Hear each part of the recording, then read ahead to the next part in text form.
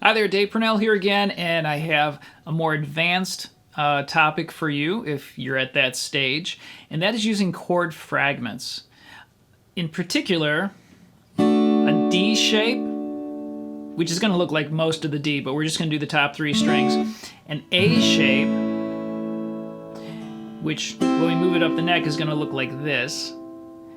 And then an F shape. I'm just doing a really small F, just the top three strings. We could expand on these and make them 4 strings, but for right now we'll just stick with 3 strings. Now with these 3 shapes, kind of like bar chords, I can make all sorts of new chords. So here's a D. If I move it up 1 fret and I only play the top 3 strings, the ones that I'm fingering, it's a D sharp. And if I move up another fret, that's an E, and then an F, and an F sharp, and a G. Just make sure you don't hit the open 4th string, because you're going to get some weird stuff going on then. We're just only going to strum the top 3 strings, the ones that we're fingering. So think of them as mini bar chords where you're not barring. Okay? So we can have a D shape, we can have an A shape, and this may not look like an A chord to you, but I'm putting my 3rd finger on the 3rd string, my pinky right next door on the 2nd string, and my 1st finger 2 frets back on the 1st string. Some people like to use their 2nd and 3rd finger. That's fine. I usually like to use my 3rd and 4th finger. Up to you. It's the same as taking an A chord and only playing the top 3 strings, and you'd have an open 1st string back here. So if you can keep that in mind, you can see why we're calling it an A shape. And then we're going to have an F shape. And here's a full F bar chord. We're just going to take the top 3 strings. So really I am barring, but it's only 2 strings, so it hardly counts. So little baby F bar, okay? And this would be F, F sharp, G, G sharp, A, etc., etc., okay? Now the secret for any chord and any scale and any arpeggio is to know where your root note is. Super important. When you do a D shape, I mean, your root note is the lowest note in a D, the 4th string, but we're not playing the 4th string here. You want to know that it's also on the 2nd string, okay? So as I move this up and down the neck to figure out the name of this chord when it's up at the 6th fret, I need to know what the name of this note is here on the 7th fret 2nd string. So you got to do some memorization. C, C sharp, D, D sharp, E, F, F sharp. Oh, it would be an F sharp if I put this D shape up here, okay? So I need to know my 2nd string. When I do an A shape, I need to know the note on my 3rd string. That's where the root note is. So G, G sharp, A sharp, B, oh, it's a C. So when I do this, that is a C chord, just like doing it down there. And then for the F chord, your root note's on the 1st string. So as I move that around, F, F sharp, G, G sharp, let's say I put it up here at the 8th fret, okay? That note's a C. E, F, G, A, B, C. You can tell how important it is to know your notes up and down the neck. And in all honesty, it took me years to learn those well. Okay, so I'm not expecting you to get them down overnight. But the sooner you memorize them, the sooner you can really put them to good use. So this is a C chord. I could do a C chord 3 ways. I could do a C chord with an A shape at the 3rd fret. I could do a C chord at the 8th fret with an F shape. And I could do a C chord way up here. Again, if you don't have a cutaway, this might be a little hard, but at the 12th fret. You can hear that. C chord, C chord, C chord. Okay? So you got 3 ways now to play any chord. You can move up and down the neck. Let me backtrack 1 second. If you were the only rhythm guitar playing, you probably will not be doing these chord fragments. You will be doing 1st position chords, so that it's big and full sounding and driving. If I'm the only guitarist and I'm going, it's not going to do the job, okay? But if you are a 2nd guitarist, doesn't matter whether you're a 2nd acoustic player or you're electric, A lot of times in my praise band, I'm playing electric, and then my friend Matt, our worship director, is playing acoustic, doing the main leading. So I'm doing secondary chord fragments that complement what he's doing, but I'm not being redundant. I'm not playing an E and an A like that. I'm playing an E and an A like that, or maybe I'm doing an E, A, E like that. And it's kind of like in choir, when you have the basses and tenors and altos and sopranos, they each have their own range. I'm kind of playing the soprano part up here, and this would be the tenor and bass part. And together they're going to blend really nicely. Okay, you get too many people playing in the same sonic spectrum and it kind of gets muddy sounding.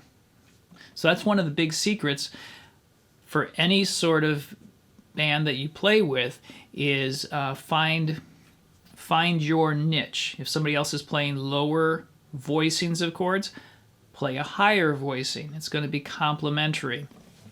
Not saying you can't go down and jam on the same chords as that other guitarist sometimes, but don't do it all the time. All right. It'll definitely take your playing from here to here. So, if I had a song that was A, D, E, let's say, I could do A with an F shape, okay? With an F shape, my root note's on the first string, right up here. So I know A is at the 5th fret, so this will be a small A chord, okay? Now, I could just move that around if I want to. A, and then I could go play my D like this, same shape. A, E. You can do that. Sometimes I do. But usually what I like to do is try and keep my chord shapes in the same range on the neck, like same 3 or 4 frets. So if I do an A chord built from an F shape, I want to think, how could I find a D chord that's around the same area?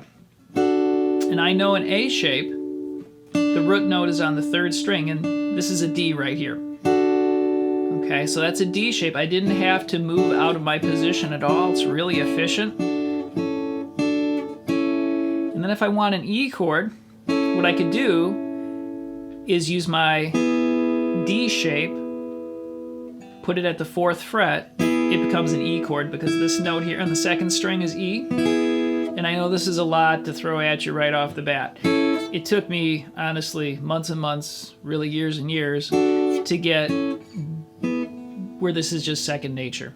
But I can find my 3 main chords in the key of A right here, all within 4 frets of each other. This is an A and a D and an A and an E. I'm using an F shape for my A, an A shape for my D, back to the F shape for A, there's my E, built from a D shape. Okay, if I was in a new key, I could just move that around. If I was in the key of G, I could just start here. G, C, G, D. Maybe I'm in the key of D. I could start with my D up here. I could go D, G, D, A. Okay, so once you get the idea, you can start moving around other keys really nicely. Now, we also have minor chords, though. We need to know how we can take these shapes and modify them to turn them into minor chords, too, because most songs have a mix of both. So I'm going to go back to A. If I want it to be A minor, I'm going to take this F shape, and to make it minor, I'm just going to bar the top 3 strings. You can hear that went minor. My root note's still on the 1st string. That's how you turn that shape into a minor. Here's my A shape. And if I put it at the 5th fret, it's a D chord. If I want to take that A shape and make it minor, I'm going to drop my 2nd finger in, take my pinky off, so I have a little triangle, or a little diagonal. Just like that. And it's minor. The root note is on the 3rd string. This is a D minor. And lastly, here's a D shape, D major. If I want to make it minor, I'm going to use a D minor shape, kind of like, here's a standard D minor. I can just move that around. Root note on the 2nd string. So that's a minor F shape, a minor A shape, and a minor D shape. Okay, so with those 6 shapes, you can pretty much play anything. You just have to know where your root note is. Okay, one quick example. Let's say I'm doing A, B minor, D, E. Okay, I could go A like this. My root note's on the first string. I'm using an F shape. I could use that same shape and make it minor and go to the 2nd fret. That's a B minor because this note right here on the first string is a B.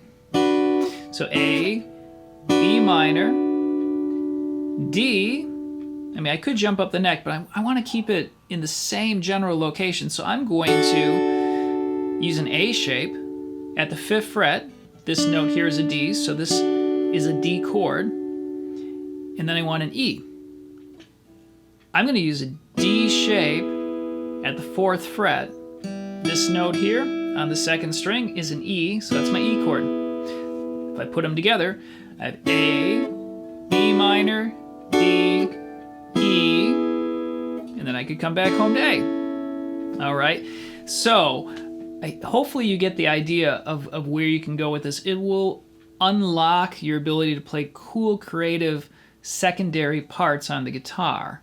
Okay, it does take years to get really good at it, but you'll love it. So again, D shape, F shape, A shape, wherever they need to go on the neck to turn them into the chords you want.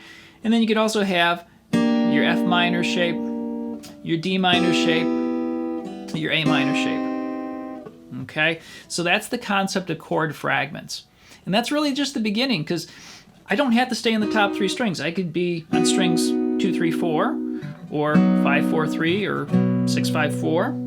Okay, I could explore all those, but honestly, you get the most bang for your buck on the top 3 strings. So I hope that helps at least inspire you to pursue that more. Again, you could do a web search online, search for chord fragments, and you'd come up with a lot of great ideas. Good luck!